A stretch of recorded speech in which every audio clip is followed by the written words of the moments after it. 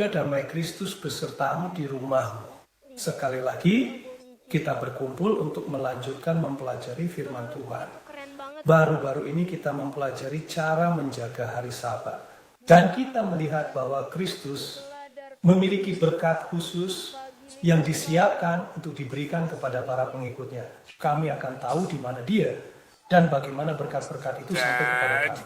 Tapi sebelum itu, mari kita berdoa karena kita harus meminta kebijaksanaan dari Tuhan agar bisa memahami arti yang benar dari kitab suci. Mari kita tutup mata kita. Bapa kami yang ada di surga, kami sekali lagi di hadapan-Mu. Kami butuh Kamu. Kami meminta Engkau berbicara kepada kami, menyingkapkan kebenaran-kebenaran kekal yang berkaitan dengan keselamatan jiwa kami. Mari kita belajar tentang pelayanan Kristus. Kami meminta kepada Tuhan agar Dia menerangi pikiran kami.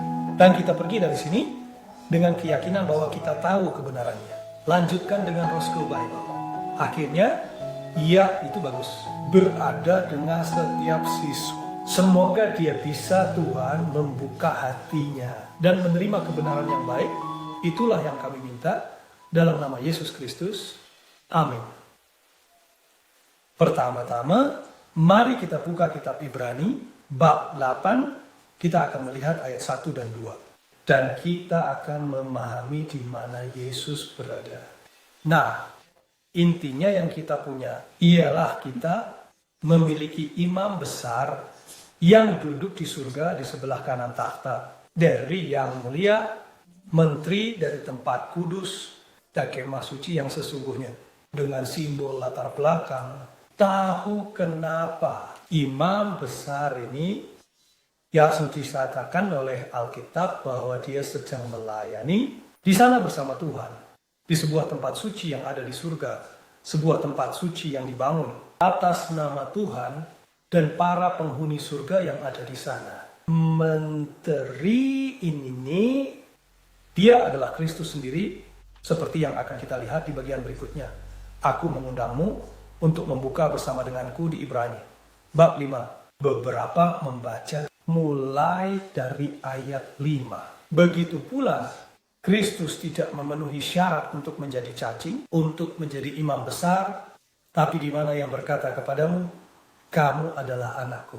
Posun jise, seperti yang dikatakan di tempat lain juga, engkau adalah imam untuk selama-lamanya menurut perintah Melkisedek, yang dalam hari-hari dagingnya menawarkan tangisan keras dan air mata, doa dan permohonan kepada yang tidak bisa menyelamatkan dari kematian. Telah didengar juga di sini. Meskipun dia adalah anak, dia belajar taat dari apa yang dia derita, dan karena itu dia disempurnakan menjadi penyebab keselamatan abadi. Semua orang yang mematuhinya dipanggil oleh Tuhan, imam besar menurut urutan Melkisedek. Yesus ketika di bumi melalui perjuangan internal yang mengerikan dan melawan musuh eksternal. Mengalahkan semua godaan setan dan menjadi yang pertama dan di hadapan Tuhan satu-satunya manusia yang tinggal di tanah ini tidak pernah bersuara. Dan justru karena kemenangan ini Alkitab mengatakan bahwa dia mendapatkannya dari Tuhan. Hak untuk menjadi pengantara, satu-satunya pengantara antara dia dan umat manusia yang sederhana. Dalam kualifikasi ini, dia dipilih untuk menjadi imam besar selamanya, artinya tidak akan pernah digantikan atau diganti oleh siapapun. Dan dia tidak meninggalkan perwakilan dalam posisi pendoa ini. Dia adalah satu-satunya pendoa. Dan dia melayani kita, tepatnya untuk mendamaikan kita dengan Tuhan. Dan apa tugas yang dia lakukan sebagai imam? Di kitab Roma bab 8, kita menemukan wahyu ini, ayat 26. Begitu juga Roh membantu kelemahan kita, karena kita tidak tahu. Apa yang berwarna merah adalah kejahatan. Tetapi roh yang sama berdoa dengan kita dengan rintihan yang tak terungkapkan. Dan ayat 34, siapa yang akan mengecam mereka?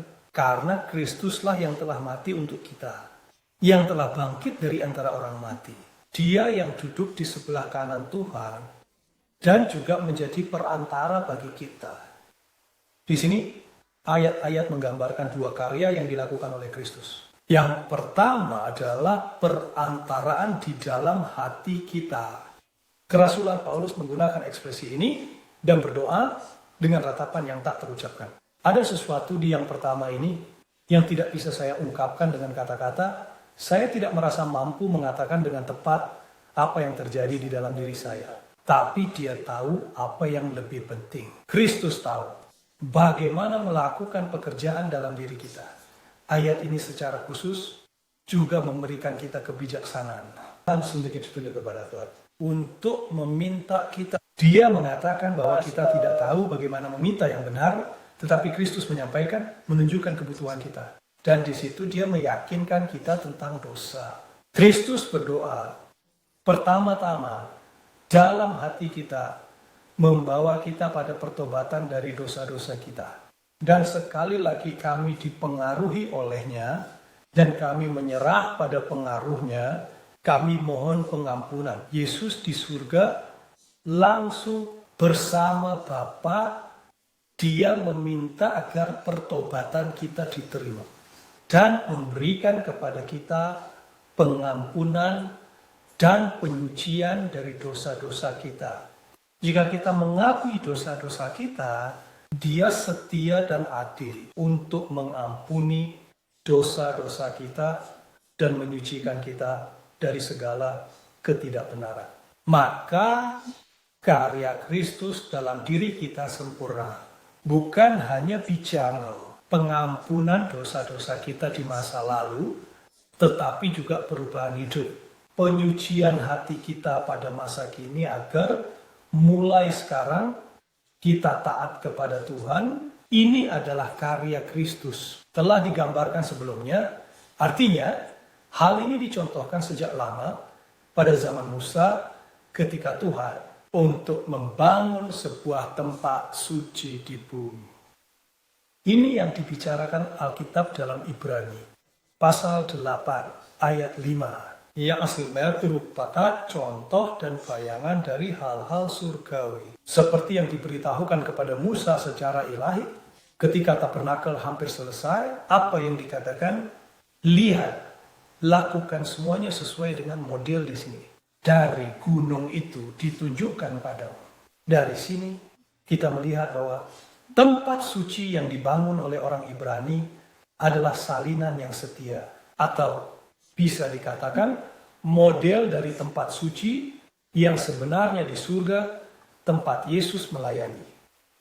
Jadi jika kita ingin mengetahui struktur tempat suci di surga, kita hanya perlu membaca dan mengenal yang dari Dante. Dan itu yang akan kita lakukan sekarang. Mari kita baca dari Ibrani bab 9 mulai dari ayat 1. Apa juga yang pertama memiliki peraturan ibadah dan tempat kudus duniawi.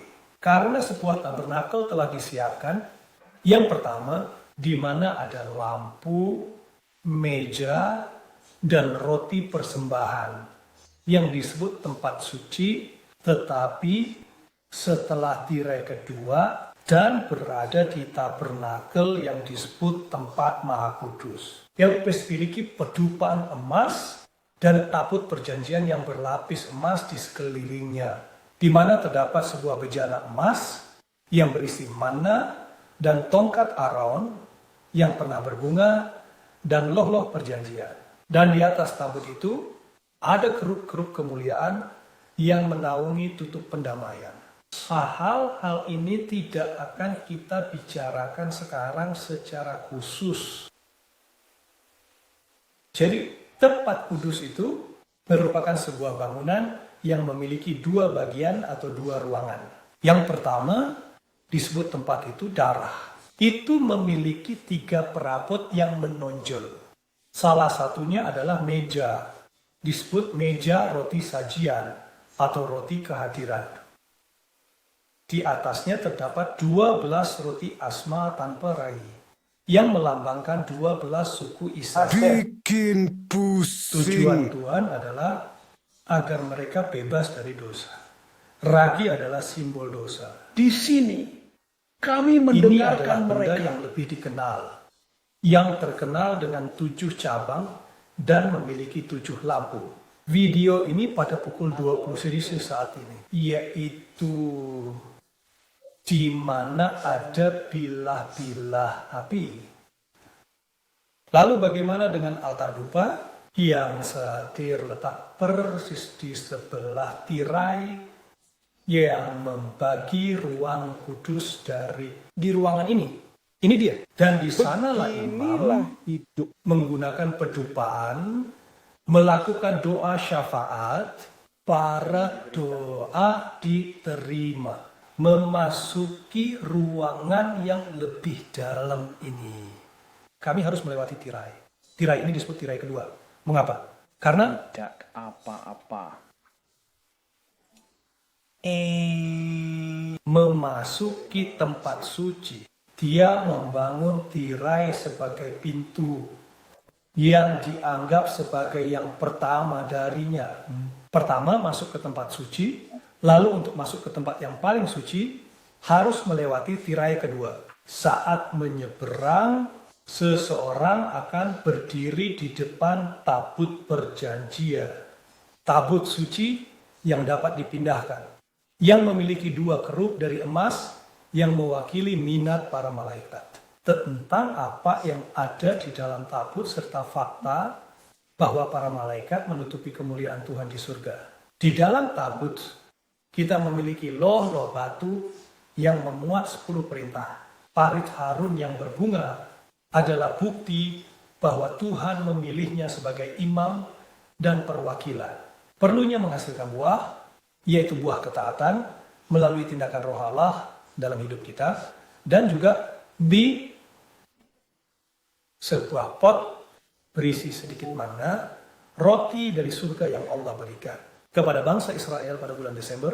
Itulah yang memberi kami makan dalam perjalanan sampai kedatangan di tanah Kanaan. Ini mewakili Kristus yang memberi kita nutrisi rohani melalui pelayanan Tuhan, roh dan firman-Nya, supaya kita berjalan di bumi ini sampai kita mencapai surga. Vadikha Kama. Setelah itu sekarang kita akan mengerti bagaimana upacara ini berlangsung. Sebuah upacara yang mewakili karya imam.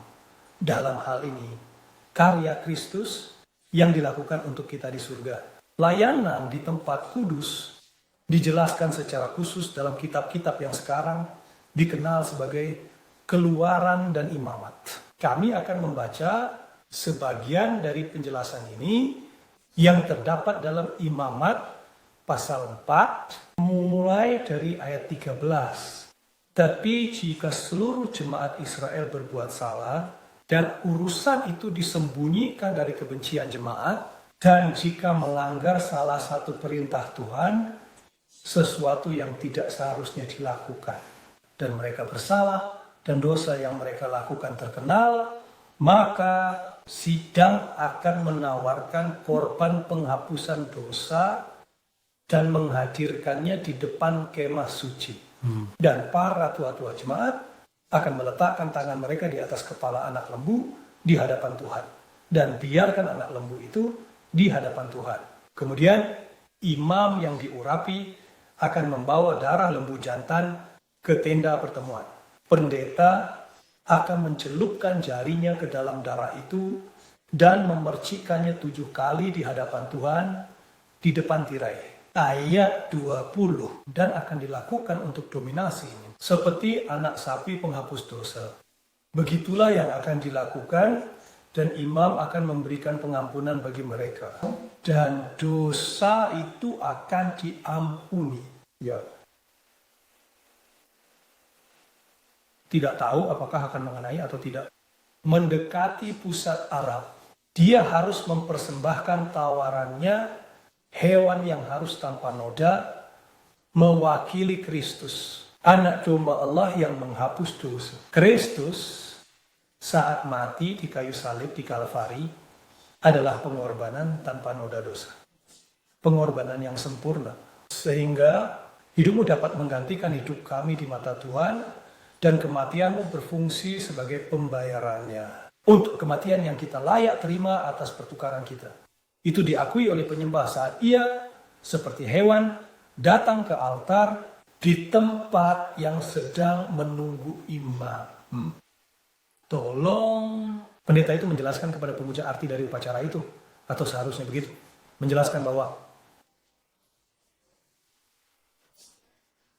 pemujanya dengan mengakui dosanya yang tertunda harus memiliki iman pada pengorbanan yang dilakukan. Dan kemudian penyembah menerima pisau dan dia memotong hewan tersebut. Begitu dibawa pergi, imam mengumpulkan sebagian dari darah itu dan membawanya ke dalam tempat kudus. Setelah dia memercikannya di tirai yang membagi ruang suci dari ruang maha suci, yaitu pada tabir kedua, tirai-tirai tersebut yang berada tepat di sebelahnya, atau bisa dibilang menempel di tempat tersuci. Upacara ini berarti pemindahan dosa, artinya penyembah mengakui pesan tentang iman. Dosa secara simbolis ditransfer ke hewan. Kemudian saat darah diambil, dosa itu secara simbolis ada dalam darah. Lalu dibawa ke dalam tempat suci, di mana itu dicatat. Demikian pula, ketika kita mengakui dosa-dosa kita, ada malaikat yang bekerja dan membawa mici proses kisah tindakan kita sampai Kristus dan melalui syafaatnya di surga. Tertulis di buku kita, sebuah buku yang berisi semua karya kita, semua yang kita lakukan. Kita akan membahas buku ini di studi lain. Tetapi di dalam buku ini, di samping dosa-dosa kita, terdapat tanda pengampunan. Ya, setiap kali kita mengaku dosa, kita menunjukkan iman pada pengorbanan, tetapi perhatikan juga bahwa penyembah, dia seharusnya melakukan tugas pendeta. Karena anak domba atau hewan yang disembelih adalah apa yang dia lihat. Pendeta ketika melaksanakan tugas di dalam kuil, tidak terlihat oleh pemuja. Karena di sini ada tirai yang digunakan sebagai debu. Sekarang menuju pintu kompartemen pertama yang adalah kompartemen suci. Karena itu, begitu juga hari ini kita harus merenungkan pekerjaan yang dilakukan Kristus untuk kita dengan iman. Dan melalui ajaran Alkitab tentang tempat kudus, kita yakin bahwa Dia adalah satu-satunya pendoa syafaat antara kita dan Tuhan. Karena hanya imam yang dapat membawa darah dari korban ke hadirat Tuhan. Dan memang Alkitab mengonfirmasi di 1 Timotius pasal 2 ayat 5. Karena di mana Tuhan berada? Dan satu-satunya pengantara antara Tuhan dan manusia, Yesus Kristus. Dan saya menyampaikan ini mungkin pada keseluruhan di Kolose bab 3 ayat 17 tertulis, dan apapun yang kamu lakukan, baik kata maupun perbuatan, lakukan semuanya dalam nama Tuhan Yesus. Memuji Dia, terima kasih Tuhan Bapa. Bagian ini menunjukkan kepada kita bahwa kita hanya diterima oleh Tuhan dengan iman kepada Tuhan Yesus yang sekaligus adalah pengorbanan kita, persembahan kita, dan juga perantara kita. Tidak ada nama lain di bawah langit yang diberikan kepada manusia melalui mana kita bisa diselamatkan. Biarlah kebenaran ini jelas. Dengan ini, pelayanan di kuil adalah milikku. Dalam upacara-upacaranya, dia mengabadikan atau melambangkan kerja keras yang terus-menerus yang Kristus lakukan untuk kita. Apa yang kita lihat di Ibrani bab 9 ayat 6. Nah, Apakah semua ini sudah siap? Setiap saat imam masuk ke ruang tabernakel pertama untuk menjalankan pelayanan. Seperti yang ditunjukkan, Kristus terus-menerus menjadi pengantara bagi kita. Terima kasih Tuhan untuk itu. Mengapa lalu kehilangan harapan? Kita bisa mendekatinya dengan keyakinan iman bahwa Dia sedang bekerja untuk kita saat ini juga. Namun pelayanan di tempat kudus juga menunjukkan bahwa perantaraan Kristus ini akan berakhir. Ini tidak akan tersedia selamanya. Berapa banyak pemuka agama Tuhan menetapkan untuk dilakukan upacara lain untuk menyucikan dosa-dosa dari tempat suci. Dan itu kenapa kamu tidak ingatkan banyak penyembah datang ke sana, mereka mengakui dosa mereka. Dan secara simbolis, dosa-dosa itu dipindahkan ke dalam bilik suci. Sehingga secara simbolis, kuil itu memiliki catatan besar tentang dosa. Dan akan tiba saatnya untuk menghilangkan dosa secara total. Hal yang juga akan dilakukan Tuhan dengan keyakinan kepada kosmik. Rencana keselamatan manusia akan tiba suatu hari di mana dosa dan orang berdosa tidak akan ada lagi. Pekerjaan ini diajarkan dalam kitab Imamat bab 16 mulai ayat 29. Dan ini akan terjadi sebagai ketetapan selamanya mulailah dari sekarang. Pada hari ke-10 bulan itu, kamu harus menyiksa jiwamu dan tidak melakukan pekerjaan apapun. Baik penduduk asli maupun orang asing yang tinggal di antara kamu. Karena pada hari itu akan diadakan penebusan untuk kalian. Untuk menyucikan kalian. Dan layanan yang telah Dari disucikan. semua dosamu Tuhan akan membebaskanmu. Ayat 32. Dan imam yang diurapi dan yang disucikan untuk mengelola imamat sebagai pengganti ayahnya. Berhentilah bernapas, Baiklah. mengenakan pakaian suci dari Nino. Hari ke-10 di alam semesta ke-7 adalah modul kalender agama. Pekerjaan terakhir yang dilakukan pada tahun itu adalah menyucikan dosa, mengeluarkannya dari tempat suci. Begitu juga Pekerjaan terakhir Kristus adalah membersihkan tempat suci surgawi dari dosa-dosa yang terus-menerus diakui oleh para penyembah. Apa yang akan terjadi kemudian? Ini akan menjadi tema untuk studi lain yang akan kita lakukan selanjutnya. Oleh karena itu, saya mengajak Anda untuk tetap melanjutkan musik. Namun hari ini, sebuah kebenaran telah diungkapkan jelas di depan kita. kita Yang harus bebas. Satu-satunya yang diterima oleh Tuhan. Tuhan menerima Yesus dan hanya Dia sebagai perantara kita. Kita tidak boleh mendekati Tuhan dengan cara yang berbeda dari yang telah Dia tentukan. Oleh karena itu, Tuhan memanggil kamu dan saya. Mereka mengatakan untuk tiba di Satelebo dengan iman kepada Tuhan dan mempersembahkan jasa Tuhan Yesus, meminta pengampunan atas dosa-dosamu, supaya Dia menyucikanmu, membersihkanmu, dan memberimu suatu kehidupan. Jika ini keinginanmu, aku ingin berdoa untukmu sekarang. Mari kita tutup mata kita. Sampai jumpa dalam beberapa hari. Kami berterima kasih kepadamu karena Tuhan menempatkan Tuhan Yesus sebagai satu-satunya harapan kita. Tetapi ini adalah harapan yang pasti.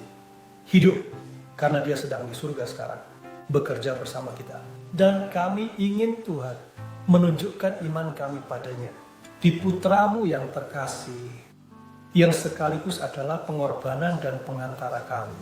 Kami memohon ampun atas dosa-dosa kami dan agar Tuhan membawa kami ke kehidupan yang baru. Saya memberikan pengunduran diri ini kepada Bapa, kepada pemuja yang telah mengikuti pelajaran ini sejauh ini dan menyerahkan hatinya yang lama. Tetaplah bersamanya, kuatkan dalam perjalanan. Kami memohon berkat-berkat ini dalam nama Yesus Kristus. Amin. Hari ini kita belajar bahwa Tuhan Yesus sedang berdoa untuk kita agar mendapatkan pengampunan dan pembersihan dari dosa-dosa kita. Tapi kami melihat bahwa pekerjaan ini ada waktu yang ditentukan untuk menyelesaikannya. Dia tidak akan selamanya tersedia. Yesus Apakah punya sudah urusan sendiri, sedikit penebusan, karya penyucian dosa.